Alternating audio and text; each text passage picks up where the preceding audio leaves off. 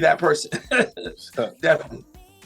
Do you think that the digital age is hurting, or like, because a lot of times what I've heard is certain DJs, they'll say like, the old turntables and scratching is one way, and a lot of the new guys, they use like the Macs and the computers, and they don't really have the old talent, the old skill set.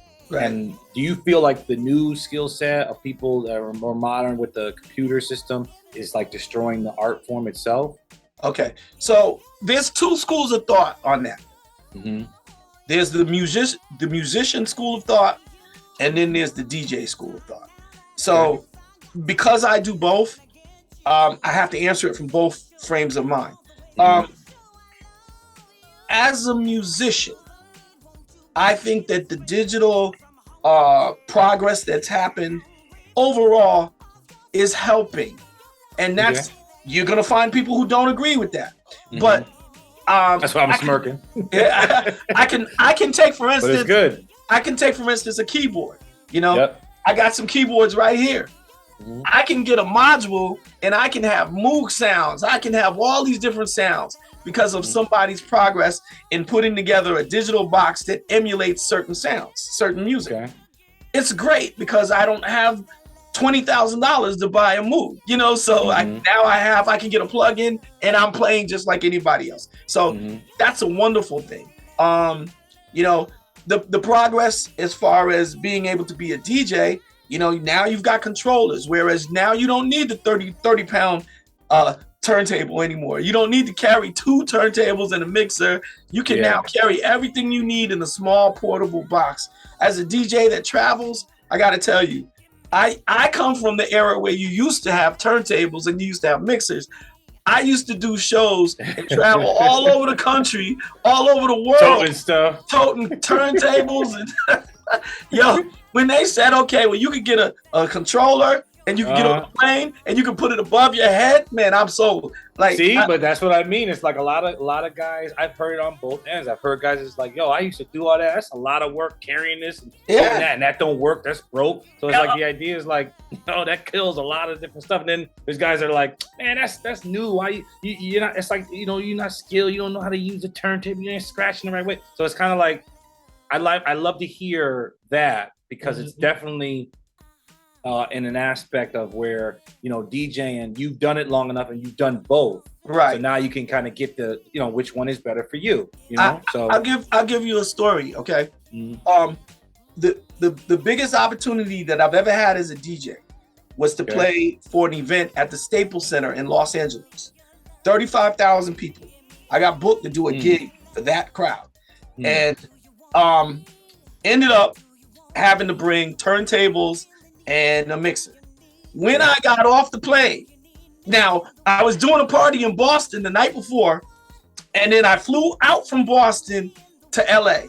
Okay. I literally got to the airport with enough time to unpack my stuff and go straight to the Staples Center. I didn't even have time to go to my hotel. That's the type of jet lag and time difference we're talking about. So I got there and I got to the airport, and guess what? Turntable arms broken. Yep. I was about to say, so broke. Turntable arm is broken. There's a stadium of 35,000 people waiting for me to come set up and go live on TV, and turntables aren't broken. So now I'm in Los Angeles calling people trying to get, turntables that normally you could get for a couple $100, but now it's a lot more than that. But you have no choice. You have to you gotta get it. Place. So the next time I got booked to do a gig in LA, I had a controller right in my bed, right in my little thing above my seat. I got off the plane, controller in hand. I didn't let it go. 2 minutes, plug in. Good to go, man. Good to go. Technology for the most part has helped.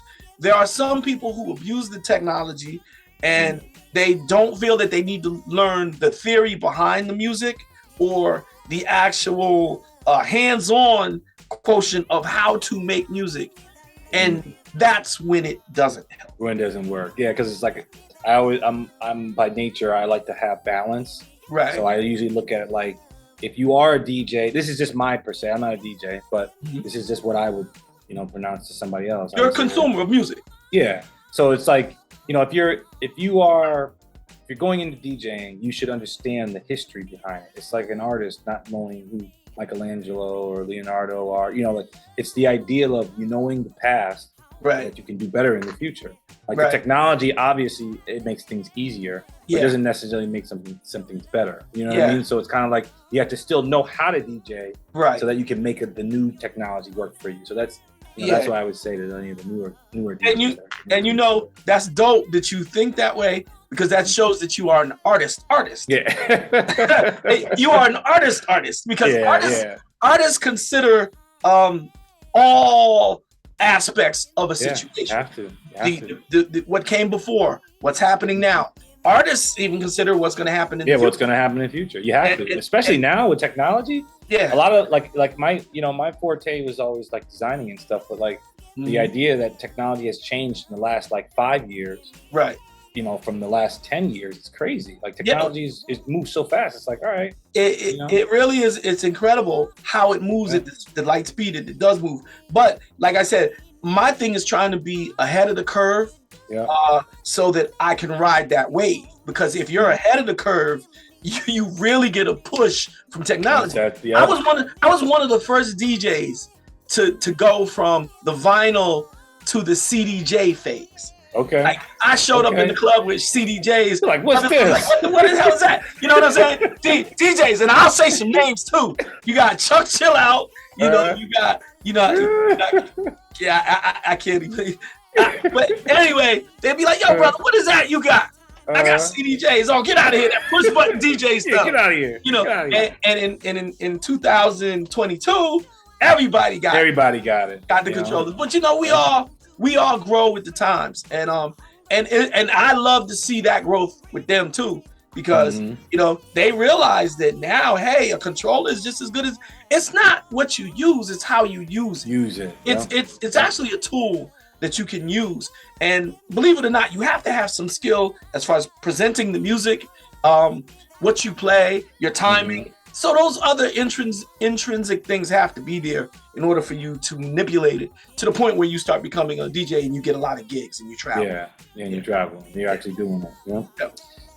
Yeah. Okay, so that leads into the next question. If you've done a lot of DJing, it's been the majority of your life, but if you weren't a DJ, what type of work would you be doing? What do you think? Well, it's funny because I also write and produce music. Yeah. So I still do that now. And that's the yin and the yang of my life. It's like I put a song out, it does well. I get offers. I've done remixes for artists that I've looked up to and loved. And I get more offers to do remixes. I went through a spell where I did about maybe 12. I had 12 remixes in addition to 20 releases in 1 year, 2 years ago. But just when I get my feet in that studio grind, that's when the DJ is telling we need you. I get a call from Dubai, Abu Dhabi, Cabo. I remember you was talking to me, but Dubai. Yep. Yeah. Cabo, Mexico, Honolulu. It's like.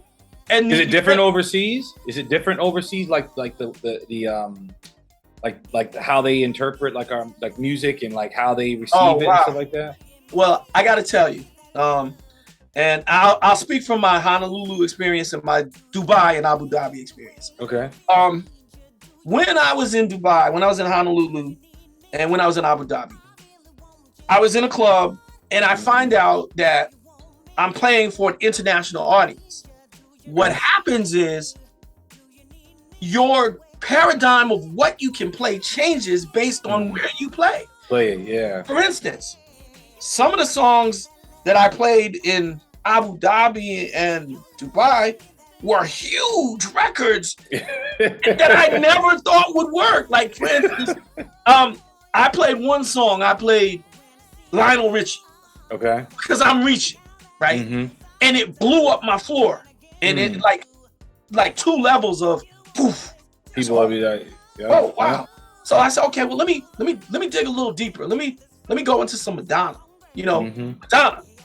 I mean, this is not the 80s, it's not the 90s, yeah. Boom, that blew up too. Michael, you got your Michael Jackson. Yeah, you got Michael, and your Princes, they're gonna kill it. But when I threw on those cuts and I saw they seem to have more of an intrinsic love for R&B and real soul music.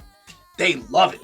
And they love it to the point where they embrace it. Like some of the songs I played, like I could never really play a Lionel Richie record in my clubs and I do. Because it's a time thing. It's like you have to play it at a certain time. At a certain time. Yeah. Yeah, you can't drop it at prime time. Yeah. but depending on what you play, maybe you can. But I was at prime time internationally experimenting. And I just love the way that they let me go wherever I wanted to go. And, that's a freedom as a presenter of music. That's a freedom that you rarely get in that music setting. You rarely get. Yeah. There's certain tracks you got to play, like everybody knows, Right. So. Right. Yeah. Oh, they let me go everywhere, bro. I was blown away by that fact. But at the same time,